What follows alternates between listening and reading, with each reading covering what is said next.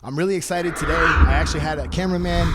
We did this all handheld, and you guys can see some really up close and personal shots of how we accomplished this haircut. A lot of people lately have been walking into the shop asking me for perms, and a lot of people have been getting perms. A lot of men have been getting their hair permed on top. This kid that you're gonna see, his hair is permed on top, and it was actually super straight. So now we're left with the really straight hair towards the bottom and the really curly hair towards the top. So we're gonna use some block graduation to blend them in together. This entire thing was filmed handheld, so you're gonna get some up close and personal shots of everything that you wanna see, and we're gonna break this down. Now, a quick warning, if you're not a barber, you're not somebody interested in cutting hair, I would probably keep it moving. This is not the video for you, but if you are, we're gonna use some different things to bring this live to you. So let's go ahead and get started with my man Eli's haircut. Now, he walks in, he's got a straight mop on his head, and the first thing we're gonna do is we're gonna clip all of that off. The majority of this haircut, I'm actually going to handle with just about no guards. And the first thing we're gonna do is we're gonna set in our trimmer line, and I like to actually kind of arc my guidelines slightly, and I'm gonna drop it down a little bit lower in the back. Now, when I did the parting, I did that at the parietal ridge. Just above the parietal ridge, I wanted to get all the hair that's curly separated from all the hair that's straight. So take a second and do that. And then we're gonna go ahead, we're gonna put this right in with our trimmer. So I'm gonna put a T down here for what we see. And we're just gonna go through carefully and remove all the hair. If you haven't seen my setup video that I recently released, I showed you guys how I like to set up my clippers and my trimmers. Now this particular trimmer, I soft set this trimmer so that it's not gonna be a very difficult guideline to remove. And if I use my harshest cutting trimmer, I definitely would be making more work for myself. So I would recommend that you set up your trimmer accordingly, at least one of them. And then the other one, you're gonna see how that comes into play later when we're fighting with the lines and when we wanna make some really crispy lineup. So remove all of that hair in the downward direction because the trimmer is not gonna cut as close. So we're gonna go ahead, we're gonna move that in the downward direction. And then we're gonna come back against the grain, moving upwards towards the top, and we're gonna start flicking up as we get closer to our trimmer line. So once we have that completely set in, I'm actually going to pick up my Rebel clippers. I have my red Rebel clippers here, and I'm going to use clipper over comb to begin this blend. In fact, I'm gonna use clipper over comb for a lot of this haircut. And all I'm doing is I'm tipping it out on the angle that I want removed, and I'm gonna go ahead and I'm gonna remove that hair. Trying to take hair into some really long length from really short, it's gonna be really difficult to do with guards and leave it dark. It's absolutely essential that we leave this dark in the parietal ridge area, and that's what clipper over comb is gonna do for me. I want this blend to be really steep. I want it to come from nothing into some really long hair in a very short amount of space, which means I need to know how to work all my steps in that little space. And that's what we're breaking down here today. So as you can see, we're starting to build a little bit of a connection into that parietal ridge area. So now before I get to setting my first guideline, I'm actually gonna pick up my close cutting trimmer. I want the one that cuts the closest. This is the one that I have zero gapped aggressive when we talked about the setup. And I'm just gonna go underneath in some of these areas. I'm gonna get very close to my trimmer line here, and I'm gonna start flicking up and off. That little variance between having one set close and having one set further back might be the difference to help you from struggling later. And it's also gonna reduce the amount of work your electric shaver will have to do. So while I have this out, I noticed that I could go ahead and line this up. There's no hairspray in there, there's no nothing. And you can see these things, they really, really hit well. And they'll just set a nice guideline in for you. So we'll follow that step up around the back and the sides, just carefully removing that hair. I'm not really too worried about the stuff at the very back of the neck, the bottom of the neck, because this thing cuts so close that I don't really want to scratch him. I'm just kind of more or less worried about my really close cutting trimmer getting close to that line. So now we're going to use our electric shaver. We're going to cut this down to skin, and we're going to come very close to that line, and I'm going to bump right into that spot where I just finished up with my previous trimmer. So this electric shaver is the Instinct. It's going to cut really, really fast. It's going to cut a lot of hair off quickly. And I really pretty much want to run this just about into that line where I stopped with my other trimmer. Now, being that trimmers are so small and so maneuverable, it's very easy for me to see where that one was versus the other one. Electric shavers don't cut long hair, so realistically, you can't go up too high. but we don't want to go up. We don't want to just bang it right into that line if we can avoid it. We want to get very, very close and kind of feather it off and away. All right, guys, we're midway through the tutorial. So far, so good. Bro, the camera got closer and you got quieter. All right, we got the taper blade stretch lever. So if you notice, it's all the way open. And that's how we're going to start this one. So we're always going to start this right behind the back of the ear, because if we're going to make a mistake, it's much better that we make a mistake here. This is kind of like a tester step. And I'm tipping my clipper out and away, and I'm very lightly gliding and creating a very soft guideline above in my open taper step.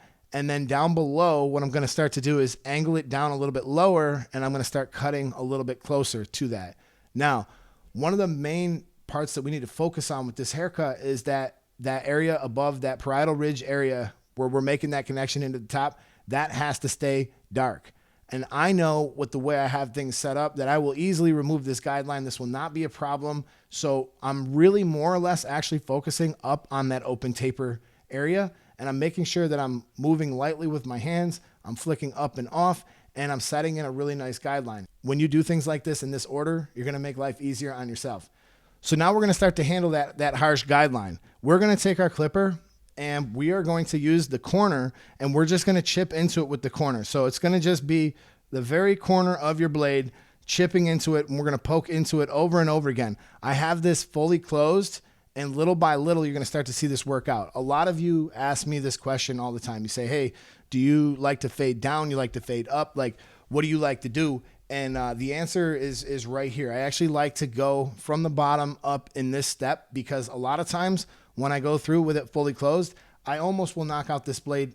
I'll almost knock this whole blend out like entirely. So the fact that I can kind of skip some steps by doing it, going against the grain, going up, means that I'm almost always going to do it this way. And then I'm going to click it one little click at a time on my lever.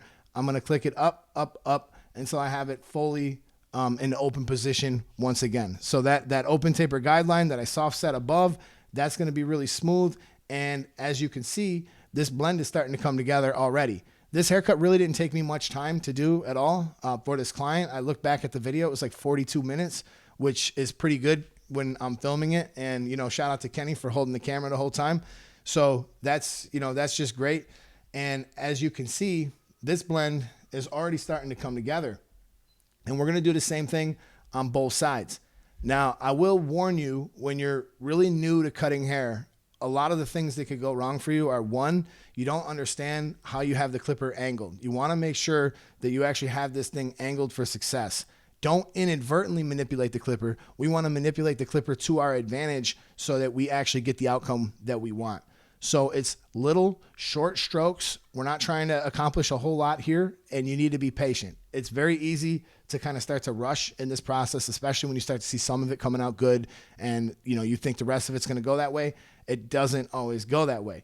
In fact, you're always going to have a little bit of a fight in the back. There's a lot of concave. He's kind of young. He's pretty skinny. So there's a lot of little bumps and stuff that we're going to have to make adjustments for. So now you're going to see I'm going to bounce back to my taper blade. And when I do that, I'm going to get a much softer result in the cut. And that's why you're not going to see me use a whole lot of guards here. My taper blade is set way back. It's not zero gapped. And the funny thing about doing this is it can almost take the place of a half guard if you have this set up correctly, so that I really don't need to use a whole lot of guards. If I know how to do clipper over comb, I'm relatively competent with shear over comb. As long as I can get these harsh lines worked out with both my clippers, you're going to see I'm going to use a little bit of guards, but I'm hardly going to use any guards at all. And this is really going to be the secret sauce when it comes to doing like even a low fade. Like if this fade was lower and I wanted to keep it in a certain spot, I totally could. But it's going to be really, it's just, I can't even stress this enough. It's going to boil down to how you have things set up. So once we work that all the way around the head, now this is where my soft set trimmer really comes back into play. I know that I put my guideline in initially with this, and I know that this doesn't cut as close as my other trimmer. So now I have basically two options, and I'm going to pick up the soft set one, and I'm going to work it out with this particular option. So little by little, I'm going to go back through, and my initial trimmer line, I'm going to just kind of chip into it again, just using the corner and breaking up that section. I'm not trying to create extra work for myself. And that's why it's so important that you just stay patient, you stay in your lane, and you worry about what you're actually working on. It could be so easy for newer barbers to get kind of overwhelmed, start feeling like they need to do a whole lot more. Like they're looking at the top, they're looking at the bottom, they're looking at the sides. Like just look at the one thing that we're trying to accomplish. Like right now, we're working on this bottom line. That's it. Once we get this line buffed out, then we're going to be in good shape and it's not going to be a big deal. So when you have hair that doesn't come out with that trimmer, that's when we're going to pick up the aggressively zero gap trimmer. So I hope it's starting to sink in and you're starting to see how we're able to do this, how we're able to use these things to our advantage. This is what he does all day.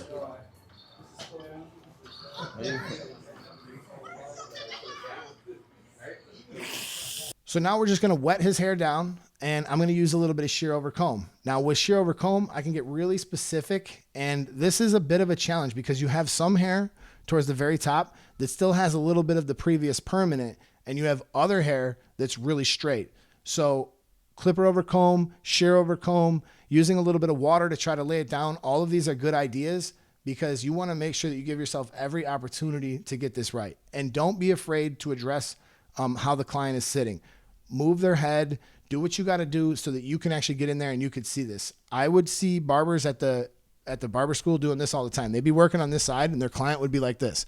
So you're sort of working underneath something and you're not even really sure what each one of your little strokes is doing. So we want to make sure that we're aware of how the client is sitting and we address, that and we set them up properly and make sure that we do that. So there's two big things here that could really go wrong for you. One, you don't have good lighting and you can't see what you're doing. Or two, the client's tipping their head and you didn't adjust it, so you still can't see what you're doing. So be mindful of that and make sure that you adjust the client to make it a little bit easier on yourself.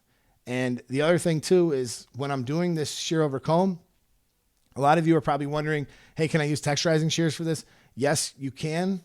Pretty much you can get a result that's similar. I just like to actually use the shear over comb first, and then you're going to see I'm going to go back with the texturizing shears. I prefer to usually do that when the hair is a little bit more dry most of the time because it gives me a better idea of what that final look is going to look like. So right now, being that it's kind of like half wet, half dry, I'm not going to be able to address every little portion of the fade like this. So we will go back with the texturizing shears as you see me doing now. And now I'm getting really specific. I'm literally putting it right on the scalp. I do that with my regular shears too, put them right on the scalp and kind of chip away at any of the sections that are not going well. So now once I've did the shear over comb, I've done some texturizing and I've I kind of exhausted those techniques. Now I know it's kind of safe to go back in there. I got my one and I actually have it on the taper blade. So again, with the soft nature of the haircut, we're going to be able to get this dialed in. So as you can see, this blend is nearly close to completion. We're going to start working on the top. A lot of you guys struggle to use scissors, and I get it because there's a lot of kind of misinformation out there. There really is a lot of teaching that's way, way overcomplicated. Like men's haircuts do not need to be that complicated. There's a very simple process that you can use for 99.9% of the people that walk through the door, and you're going to be able to get away with that just fine, and it's going to look good. But when you look at some of the other teachers out there and the things they do, it's a little asinine. So now let's talk about this top here. And I'm going to have a little diagram here to kind of show you what we're doing. So while I'm combing this out, I need to wet this down. I use my automatic spray bottle. A lot of you guys like that. While we're walking through this, basically I'm going to look at a top down. This is a top down shot. And in the middle, we're creating this mohawk guideline. So we're going to cut this mohawk guideline and make sure that it's even and it's held to 90 degrees. Look at the client, confirm in the mirror how much you're going to take off, and then go ahead and set your guideline in. Now, the next thing you're going to do, when we put the guideline in, we stood off to the side of the head, and I'm going to work that all the way back. We're going to have to use some block graduation here in order to take care of all the little long hairs that are going to hang over our fade. Like, if we don't do this, we may as well have not faded it at all. We could have just cut them with a line, put that right up there, and been done with it. So he doesn't really wear, like his bangs are not really going to lay the way you think they are. So I am going to cut them in this format, but if you notice, I'm over directing them a little bit, and I'm going to readdress them. I'll blend the interior length to the exterior length like we talked about before. But let's talk about how we're cutting it now. So now I have my guideline in the middle. That's a stationary guideline. And beside it, I'm going to start picking up little sections and cutting them, just like I did with my Mohawk guideline. Now my guide has become this thick, and I'm going to go off to the other side, and I'm going to cut that. This is very simple stuff. So let's say that this is a face-on view, and here's his eyes. He's a happy guy. We cut our Mohawk guideline initially, right, like this. Then when we picked up them sections beside it, they were longer, so we cut them. As we continue to do this, we made sure that we stayed 90 degrees, which means the exact same shape as the scalp all the way around, and we will continue to widen our guideline, moving off to each side. The only problem with this is it's not really going to address all the hair that's going to overhang down the bottom. So what's going to happen here is we're done. Haircut's looking pretty good. All that stuff is looking pretty dialed in, and you're going to have hair that kind of hangs down over your fade. And we don't want that. We want to make sure that we graduate that. So I'm going to show you real quick how we do that. Once we have this done, we cut it horizontally, we cross-check it vertically. Now I'm going to shove all that hair over to one side. I'm going to make myself a little bit of a guideline. I'm going to literally use just 2 fingers. I got one finger on the scalp and the other finger pinching the hair, and that's going to be my guideline. Notice how I comb the bangs out of it. All of that is gone. And all I'm going to do is hold it down with pretty little tension, and I'm going to cut. Next, I'm going to take my next guideline down. I'm going to take my next section down, and I'll be able to see my guideline right underneath my finger. And I'm going to continue doing this until no hair comes down. You will do this all the way around the head. And when you are done, it's going to just dial in your haircut completely. It's going to allow that really curly hair to mesh well with that straight hair. And if you're considering doing a perm, you really got to go to somebody who knows what they're doing with the scissor work on top as well, because it could really turn into a mess if you're not careful. So to style this, what I've done was I just put my diffuser on my blow dryer. A diffuser dries hair with heat, not air, and that will stop it from getting frizzy, and that will allow it to curl back up. Now, being that he has that perm, it's going to curl up really nice. We're going to make a few little adjustments with the scissors in the front. I left the bangs alone. I didn't really mess with the bangs too much, because if you do that before the hair curls up and you have it styled, then it's going to be a surprise to you how it lays. I don't like surprises. So I'm going to take a little bit of lava clay. The lava clay is going to help it to curl up really nice, and it's going to get rid of any other frizz. Now I can sort of see the style that I want going on. So now with like no tension whatsoever, I'm going to look at the front of the hairline there, and I'm going to see if there's any hairs that are sticking out that are not going the way I want them to. If he has some really funky long ones in his bangs, I'm going to cut them. You don't cut curly hair to you don't cut curly hair perfect. You cut curly hair to lay perfect. That's the idea here, and that's how you'll get away with styles like this. So the next thing I did was I did do a little bit of enhancements just to bring out his C cups a little bit. I think it would look good. I used the Jesse Elite enhancements. I met him in Chicago. Really a cool dude. You can just dump this in the gun, a couple little sprays, and you're done. I just did that right there in the C cups just to bring them out a little bit. And now I'll follow up with the razor underneath, and we'll do a little touch up once we're done with the trimmers. Now I'm going to show you guys another cool thing I learned from Victorino. He likes using Q-tips after he does enhancements, and he sprays a little bit of aftershave on them and wipes it off. In fact, he doesn't even use a color card. He sort of just hangs it out, lightly sprays it, and then he goes back and he kind of cleans it up with the Q-tips. So I really hope that you guys had an opportunity to learn something from this one. Keep going strong, man. If you're in school and you hit that slump, just push through. Go to a show, find some people that inspire you, and keep on grinding. So with that being said, obviously these videos are a lot of work to put together. I really do appreciate all of you guys for rocking with me. At the very least, if you could smash that thumbs up on your way out, drop some love in the comments. And yeah, if you want to see a different type of texture, a completely different type of texture with a really straight haircut, we got this video right here. And I also just finished my other buddy's haircut, completely different texture as well. You guys could check out that video right there where we did a full breakdown on both of those. So I'll see you guys over there, and I'll catch you guys in that video. Peace.